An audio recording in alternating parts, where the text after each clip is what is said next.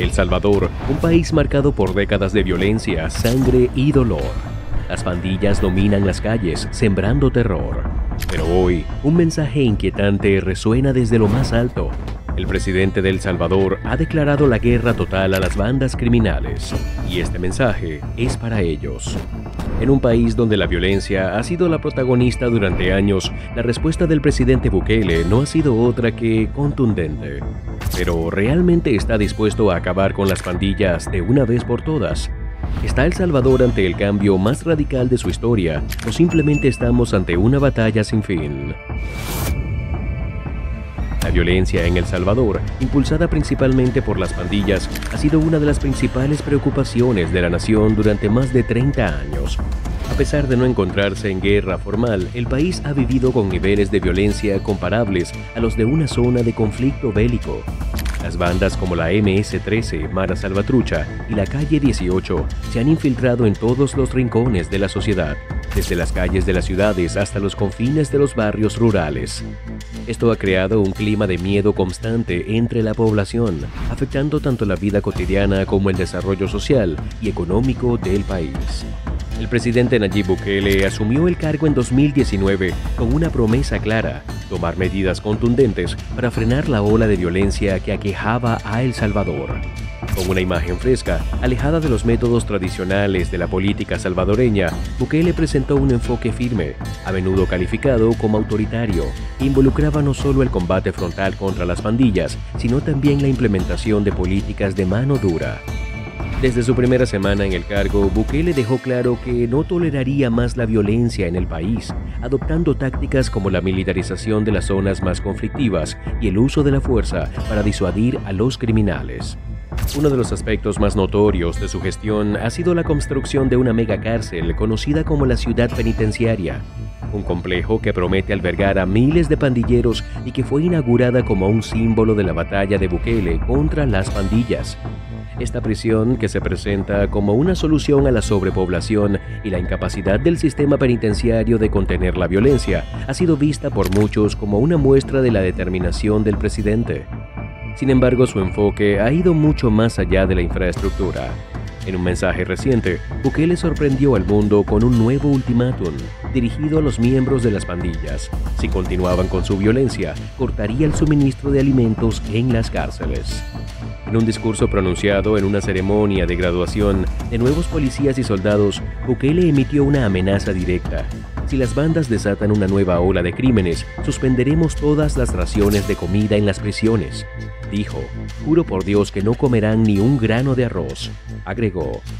Este mensaje ha causado una fuerte repercusión, tanto a nivel nacional como internacional. En primer lugar, la medida es vista por algunos como una respuesta desesperada ante el incremento de la violencia, pero otros temen que se trate de una violación de los derechos humanos de los presos, quienes, aunque sean delincuentes, también tienen derecho a un trato digno.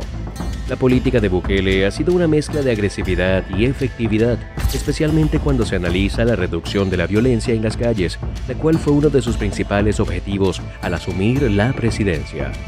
El uso de la fuerza pública y las políticas restrictivas, como la suspensión de ciertos derechos constitucionales bajo el estado de emergencia, han sido clave en su estrategia. Sin embargo, el presidente ha sido constantemente criticado por los defensores de los derechos humanos, quienes señalan que su enfoque es un peligro para la democracia y la justicia. Muchos sostienen que estas medidas podrían llevar a un abuso de poder, donde el fin justificaría los medios y que los detenidos, en su mayoría de barrios pobres y marginados, se ven atrapados en un sistema que carece de garantías legales. Un aspecto que ha resaltado Bukele en su discurso es que las medidas represivas también incluyen un control más estricto sobre los recursos destinados a los pandilleros, como la comida en las prisiones.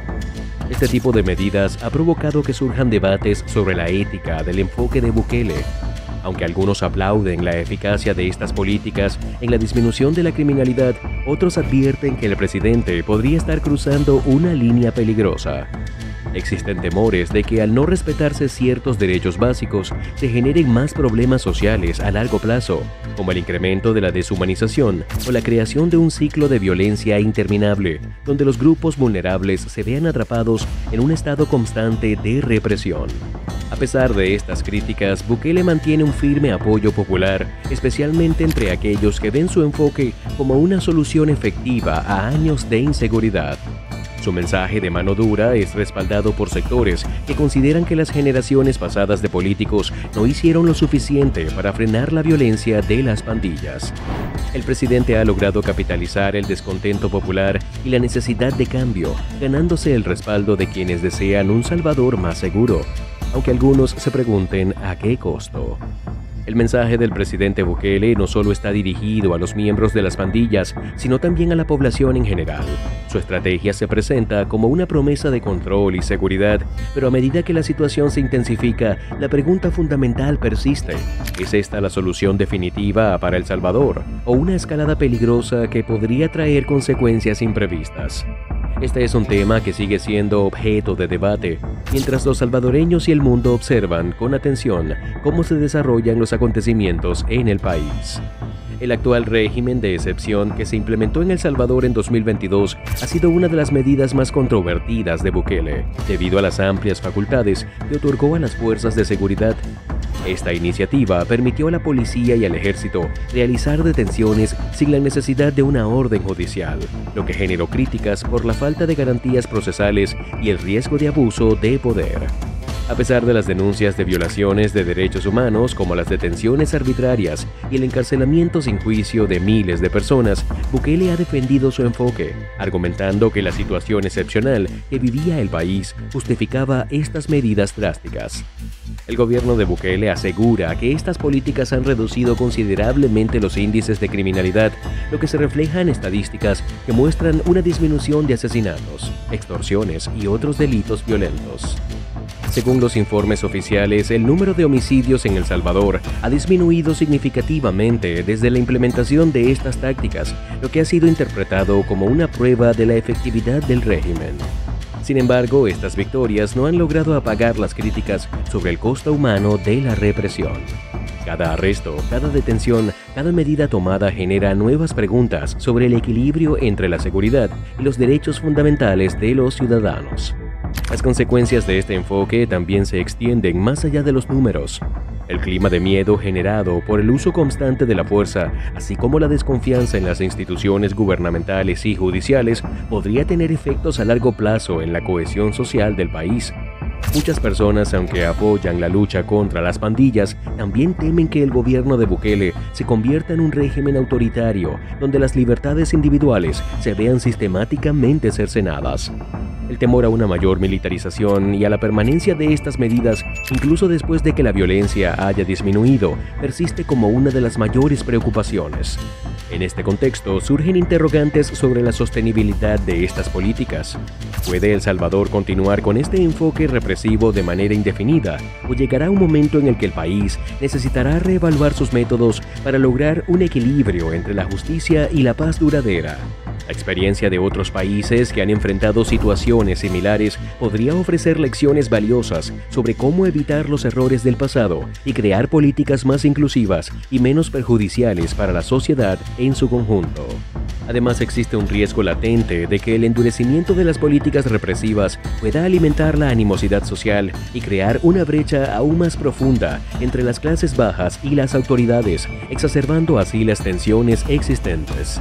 Sin embargo, los partidarios de Bukele insisten en que la paz es el único camino viable para El Salvador y la necesidad de sacrificios temporales para asegurar un futuro más seguro y floreciente para todos sus habitantes. Por ahora, la tensión en El Salvador sigue siendo palpable. Los ojos del mundo están puestos en Bukele y su capacidad para llevar adelante su promesa de erradicar la violencia sin caer en los excesos.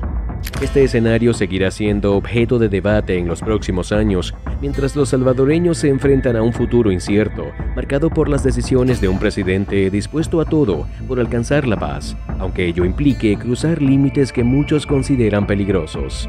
El Salvador ha sido durante décadas un epicentro de violencia asociada con las pandillas, un fenómeno que no solo afecta a la seguridad pública, sino también las estructuras sociales y económicas del país. La relación entre el Estado y las pandillas tiene profundas raíces históricas que se remontan a la década de 1980, cuando la violencia de las bandas se fusionó con la migración forzada producto de la guerra civil y las difíciles condiciones de vida en El Salvador. En este contexto, los miembros de pandillas como la MS-13 y Barrio 18 encontraron en los barrios marginales de Los Ángeles un terreno fértil para su crecimiento, consolidándose como actores violentos y organizados en un país que no estaba preparado para enfrentar los desafíos de la posguerra. La administración de Nayib Bukele, quien asumió la presidencia en 2019, ha adoptado un enfoque de línea dura para combatir este fenómeno, una estrategia que ha provocado tanto aplausos como críticas. Bajo su liderazgo, el gobierno ha llevado a cabo una serie de medidas drásticas con el objetivo de desmantelar las estructuras de poder de las pandillas. Una de las primeras acciones fue la implementación de una reforma legal que permitió procesar hasta 900 personas a la vez, acelerando los juicios masivos de presuntos pandilleros. Además, se incrementó la pena máxima para los líderes de estas organizaciones criminales, extendiéndola de 45 a 60 años de prisión. Pero la represión no se limitó a las reformas judiciales.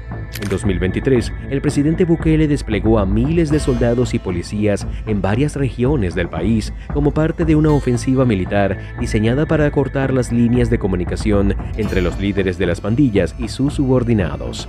Este despliegue incluyó zonas rurales como el departamento de Cabañas, conocido por ser un punto estratégico de las pandillas, que estaba siendo severamente golpeado por las autoridades en un intento por erradicar la violencia.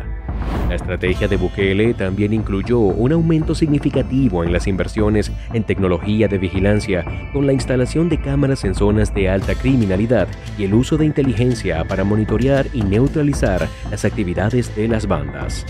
Este enfoque ha sido bien recibido por muchos salvadoreños, quienes, cansados de vivir en el yugo de la violencia, consideran que la dureza del gobierno es necesaria para restaurar el orden y la paz en el país. La reducción de los homicidios ha sido uno de los resultados más visibles de esta política. Según las autoridades, El Salvador logró en 2023 una tasa de homicidios de 2.2 por cada 100.000 habitantes, una notable mejora con respecto a los 103 homicidios por cada 100.000 habitantes registrados en 2015. No obstante, estos avances no están exentos de polémica.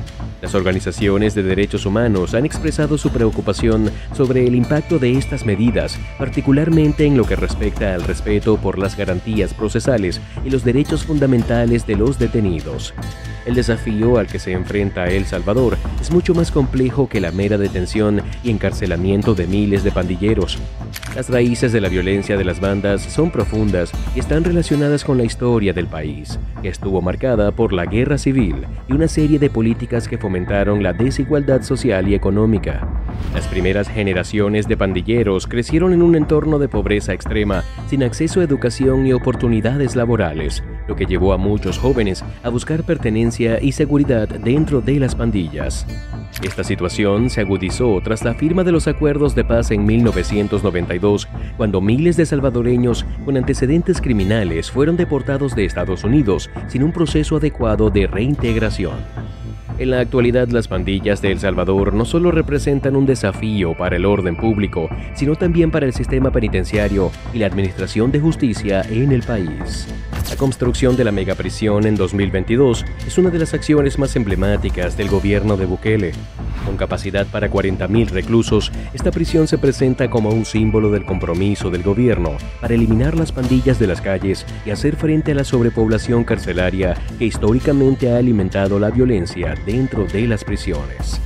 En esta megaprisión, los líderes de las bandas, muchos de los cuales habían coordinado sus actividades delictivas desde el interior de las cárceles, son ahora aislados en condiciones extremadamente duras, lo que impide que continúen dando órdenes desde su confinamiento. Aunque la construcción de esta prisión ha sido celebrada como un paso decisivo en la lucha contra las pandillas, las condiciones dentro de la cárcel han suscitado gran preocupación entre las organizaciones de derechos humanos. Se denuncian prácticas como el confinamiento en celdas de aislamiento, la falta de atención médica adecuada y el uso de castigos severos por parte de los guardias. Los críticos sostienen que estas medidas son inhumanas y violatorias de los derechos fundamentales de los detenidos, algo que no solo socava la legitimidad de las acciones del gobierno, sino que también podría tener consecuencias a largo plazo para el sistema de justicia penal del país. A pesar de los avances en la reducción de la criminalidad, el hecho de que el gobierno de Bukele continúe con sus políticas de represión plantea un dilema ético. El uso de la fuerza y la violencia para enfrentar el crimen organizado podría en efecto reducir los índices de delincuencia, pero también podría perpetuar una cultura de violencia e impunidad sin abordar las causas profundas que generan la criminalidad. La falta de oportunidades educativas y laborales, el acceso limitado a servicios de salud y la marginación de grandes sectores de la población siguen siendo factores que alimentan la violencia en El Salvador. Por tanto, aunque la estrategia de Bukele ha tenido algunos logros importantes en términos de seguridad, la pregunta sigue siendo si este enfoque será sostenible a largo plazo. La comunidad internacional, junto con los actores internos del país, deben reflexionar sobre cómo equilibrar la necesidad de combatir la violencia con el respeto a los derechos humanos y la búsqueda de soluciones estructurales que permitan una paz duradera en El Salvador. Este es un desafío enorme que no solo afecta al gobierno, sino a toda la sociedad salvadoreña, que aún debe lidiar con las secuelas de décadas de conflicto y desigualdad. El caso de El Salvador ofrece lecciones importantes para cualquier país que enfrente problemas similares de violencia y crimen organizado. La historia de la nación, marcada por la guerra civil y las desigualdades socioeconómicas, ha creado un caldo de cultivo para las pandillas. Las medidas drásticas adoptadas por el presidente Bukele han logrado contener temporalmente la violencia, pero la solución a largo plazo requiere más que solo medidas de represión. En última instancia, la clave para un futuro más seguro y justo radica en una combinación de justicia social, oportunidades económicas y reformas estructurales en el sistema penitenciario y judicial. Solo así, El Salvador podrá romper el ciclo de violencia y construir un verdadero Estado de Derecho, en el que el respeto a los derechos humanos sea tan fundamental como la seguridad misma. Este es un desafío compartido que trasciende fronteras. En Mafias sin Máscaras, continuamos explorando estos temas complejos con el objetivo de aportar una visión profunda y crítica sobre las cuestiones que afectan a nuestra región y al mundo.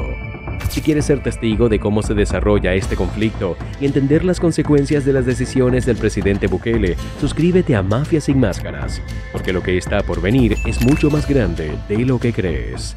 Este es solo el comienzo de una batalla que definirá el destino de El Salvador. Quédate con nosotros para ver hasta dónde puede llegar.